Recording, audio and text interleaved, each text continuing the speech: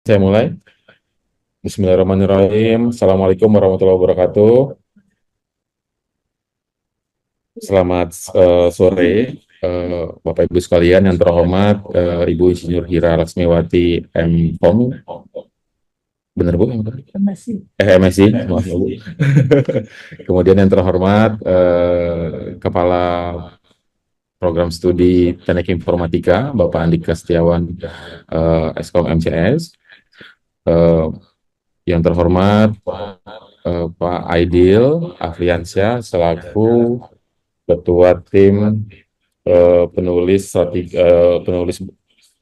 buku Strategi Sukses Manajemen Proyek IT. Yang terhormat juga Koordinator SPM Ibu Zunani telah hadir pada kesempatan kali ini, dan Bapak Ibu sekalian audiens, pada kesempatan kali ini kita akan mengikuti acara FGD Focus Group Discussion bedah buku yang nanti hadir bersama-sama di tengah-tengah kita Ibu Hira Laksmiwati sebagai narasumber. Nanti akan dimoderatori oleh Ibu Insinyur, narasumber juga ya, narasumber juga Ibu Insinyur Resti Anissa SST M.Com dari Universitas Lampung. Mungkin sedikit overview, izin Ibu Hira. FGD, jadi kami dari informatika mendapatkan grant begitu untuk melakukan membuat buku strategi sukses manajemen proyek IT dengan pendekatan terintegrasi dan studi kasus. Nah, ini merupakan rangkaian kegiatan dari grant tersebut, yaitu melakukan FGD FGD bedah buku yang akan kami tulis tersebut.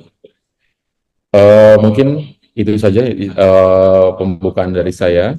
Selanjutnya memohon kepada Bapak Andika selaku koordinator prodi Teknik Informatika untuk mengucapkan sambutan pada acara kali ini. Saya Pak Andika Setiawan. Cek, halo, suara saya terdengar kan? Halo, Terdengar? oh terdengar ya. Baik, terima kasih untuk kesempatan Pak Andre. Izin untuk menyampaikan sedikit sambutan ya dengan request. Baik, assalamualaikum warahmatullahi wabarakatuh. Selamat sore. Waalaikumsalam warahmatullahi wabarakatuh. Ya, yang saya hormati di sini para penulis ya dari buku yang akan dibedah itu. Kemudian dan narasumber yaitu Bu Hira Laksmiwati dan Bu Resti Anissa. Tentu saja agenda ini sangat diharapkan ya dalam hal nanti kebermanfaatan dari buku yang akan disusun gitu ya, khususnya di sini mungkin yang menjadi pembahasannya Pak Aidil yang dalam hal ini juga dari informatika. Harapannya di sini output dari FGD pada kesempatan sore hari ini bisa menghasilkan gitu ya, menghasilkan ide-ide yang kemudian bisa ditampung dan bisa diintegrasikan ke dalam buku yang akan ditulis dan diterbitkan gitu ya. Dan semoga agenda ini bisa berlanjut terlaksana dengan baik sampai dengan nanti selesai. Semoga lancar dan kemudian membawa manfaat bagi kita semua. Tentu saja di sini saya sangat senang sekali agenda ini bisa terlaksana dan terima kasih juga untuk kesempatannya. Semoga agenda-agenda seperti ini nanti akan ada lagi gitu ya dari kita. Semakin banyak dosen-dosen informatika yang nanti akan membuat buku dan melaksanakan bedah buku semacam ini, karena yang kita ketahui buku ini kan menjadi salah satu aktivitas tridharma kita sebagai dosen gitu ya, dan lumayan seperti itu. Jadi sangat diharapkan ini nanti bisa dibudayakan dan bisa dilanjutkan oleh rekan-rekan yang lainnya. Mungkin itu saja dari saya. Terima kasih banyak atas kesempatan dan waktunya. Semoga agendanya berlanjut dan terlaksana dengan lancar hingga selesai. Sekian dari saya. Akhirnya, assalamualaikum warahmatullahi wabarakatuh. Saya kembalikan ke Pak Andre. Waalaikumsalam warahmatullahi wabarakatuh.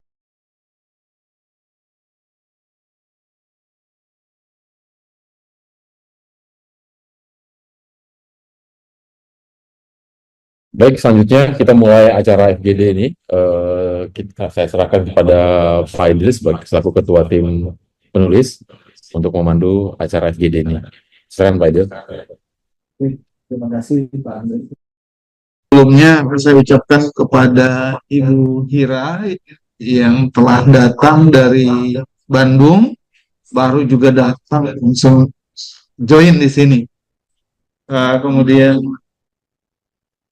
semangat beliau yang harus kita tiru, yang harus turun ke kita sebagai penerusnya. Kemudian narasumber kita kedua dari Unila, ada Ibu Resti Anissa. Buku ini tentunya berangkat dari mata kuliah yang ada di Prodi, kemudian timnya juga tim yang pernah mengampu mata kuliah ini 2 semester berturut-turut. Nah, jadi tim kita kami patut bangga dan kami punya tim yang hebat. Di sini sudah ada Pak Andre, ada Pak Hafiz, dan ada Pak Amirul Iqbal. Ini tim penulis kita. Sebelumnya beliau sebelum berangkat kubul sudah punya record untuk mengajar. Belum lagi pengalaman-pengalaman, akhirnya misi kita sama untuk menulis sebuah buku. Diharapkan buku ini bisa jadi referensi, pedoman untuk pengajaran. Referensi buku bahwa aspek kunci perusahaan ini tetap bersaing, tentunya ya, tidak lepas dari manajemen IT. Jadi di sini kita cerita bagaimana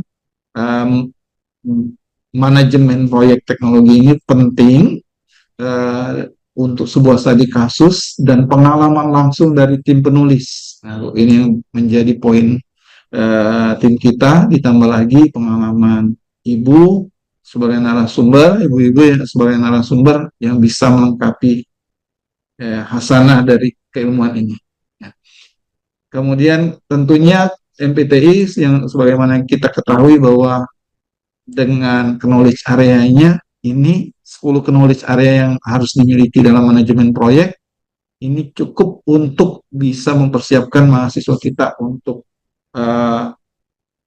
sertifikasi kompetensi dalam manajemen proyek SCP. Nah, untuk mata kuliah ini terdiri dari satu CPMK, satu CPMK, dan 5 sub CPMK. Nah, ini sudah kita petakan di dalam materi pembahasan dalam modul atau buku yang kita buat. Kalau kita lihat lagi, ini kok nggak bisa lanjut. Nah ini, undang-undang dari tahun 2012, ya, ada pendidikan tinggi. 3 kewajiban dosen, yang pasti itu transformasikan ilmu pengetahuan. Lalu kalau punya hasil penelitian, itu penalaran dan penelitian ilmiah yang disebarluaskan. Nah yang ketiga, itu dari Undang-Undang 12 ini, dosen secara perseorangan atau kelompok wajib menulis buku ajar atau buku teks. Jadi kita cocok ini ya, apa yang kita buat ini udah on the track, udah bagus. Mungkin nanti bisa jadi contoh untuk kuliah-kuliah yang lain. Sehingga mahasiswa mungkin kalau datang kuliah santai aja selengean, dia bisa baca ini, dia bisa ngerti banyak gitu. Ya. Nah, selanjutnya, tunggu, ini saya kok ada masalah. Nah, jadi tujuan dan peranan bahan ajarnya banyak, ada 22 poin. Tapi saya ngambil beberapa yang penting yang saya highlight aja. Yang pertama, sudut pandang yang tajam dan lebih inovatif. Diharapkan bisa membangkitkan rasa inovatif yang tinggi di mahasiswa. Lalu yang kedua, sajikan sumber pokok masalah yang kaya, tapi mudah dibaca. Nggak gampang ini. Saya begitu baca ini gimana nulis biar mudah dibaca kalimat bahasa Indonesianya bagus. Terus menyediakan sumber yang tersusun rapi dan bertahap. Artinya apa yang kita jelaskan di kelas itu nanti ya runtun. Kita tuangkan apa, detailnya seperti apa gitu. Lalu menyajikan metode-metode dan sarana-sarana pengajaran untuk memotivasi peserta didik. Sehingga mahasiswa kalau udah terima materi kita, oh iya ya ternyata nanti bisa gini, ternyata bisa gitu gitu. Tuh. Lalu penunjang bagi latihan-latihan praktis. Ini praktisnya kok kepotong gini nggak tuh? Ya maaf. Berarti kita akan banyak memberikan ide-ide untuk latihan-latihan praktis mereka. Lebih banyak. Karena kalau di materi ajar kita bisa nulis apapun dan banyak. Kasusnya bukan hanya satu, bisa banyak. Lalu kita menyajikan dengan tepat guna bahan atau sarana evaluasi. Dan kalau perlu ada remedialnya. Nah, penulisan bahan ajar yang diakui oleh Dikti akan diperhitungkan sebagai angka kredit. Nah, ini yang penting buat kita. Kita tahu ini ada angka kreditnya. Sekarang kita perlu berstrategi bagaimana ini kita bisa pakai sebagai bagian menulis buku yang nilainya setinggi-tingginya setiap orang bisa dapat. Apakah spesifik yang mengenai permasalahan pos terhadap pengembangan teknologi informasi, atau dia kasusnya itu bisa kompleks atau komprehensif terkait dengan berbagai macam area, tapi yang kita highlight di bagian tersebut hanya kosnya saja gitu, cara menuangkan dalam ininya, dalam buku di setiap chapternya itu. Ya, memang karena kita sedang dalam bab tentang kos, ya kita highlight sebesar-besarnya cost itu. Tapi kita bilang refer ke kuliah yang materi yang itu, nanti coba dilihat apanya, misalnya ada yang hal yang terkait lainnya gitu kan. Misalnya dia menghitung biaya SDM.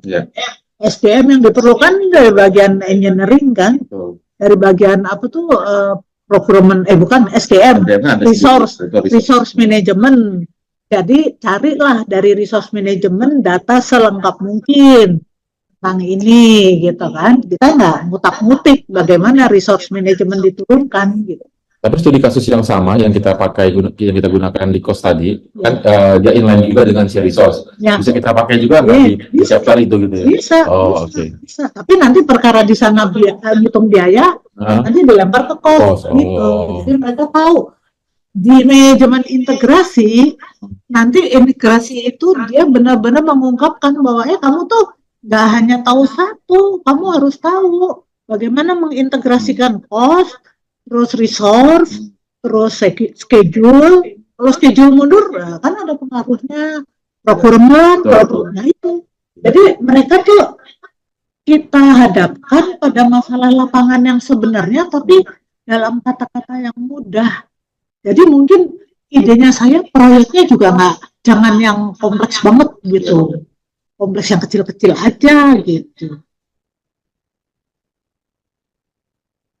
Kemudian kalau yang benar dilakukan manajemen seperti ini dan belajar itu. Terima kasih sebelumnya Bu sudah mencerahkan kami semua Bu. Sebenarnya diskusi paling hangatnya itu adalah definisi buku referensi, buku ajar, monograf itu bedanya apa Bu? Karena ini semuanya kami baru pertama kali menulis nih Bu.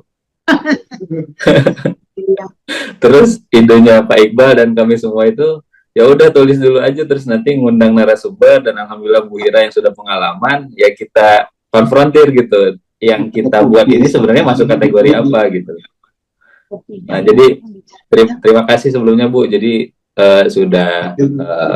kami sudah ada bayangan lah Bu, kira-kira ini arahnya kemana kan, seperti yang tadi disampaikan Bu Ira bahwa ini cenderungnya ke buku ajar ya Bu ya, dan kalau dari Tridharma itu di POPAK di pendidikan ya Bu ya, dimana kalau referensi itu masuknya ke penelitian, terus kemudian monograf juga Bu ya.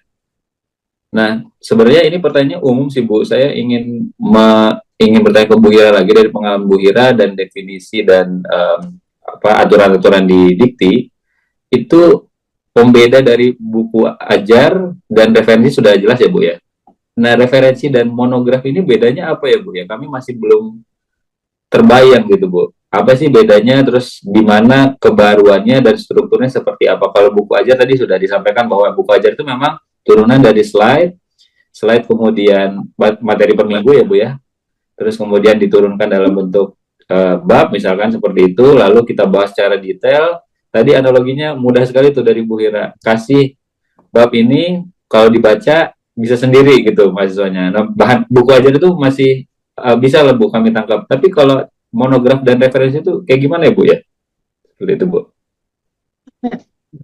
Ya Pak.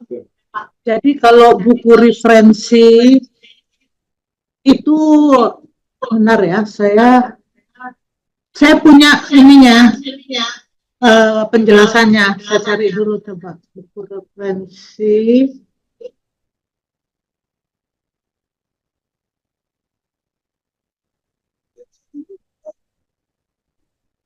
Buku referensi itu Pak, tulisan ilmiah dalam bentuk buku yang substansi pembahasannya fokus pada satu bidang ilmu lengkap. Jadi satu bidang ilmu itu benar-benar di breakdown semuanya dari A sampai Z, tapi dia tidak sampai praktikal kayak materi ajar, kayak bahan ajar. Ya kayak mirip textbook gitu. Textbook kan untuk satu ilmu kita bisa lihat apa aja ada di situ, tapi kan mereka nggak praktikal, mungkin ngasih contoh sedikit-sedikit tapi nggak utuh gitu kan. Kalau monograf itu lebih terfokus lagi pada satu penelitian aja. Jadi dari misalnya bidang ilmu banyak penelitian, ya ambil penelitian satu itu aja dia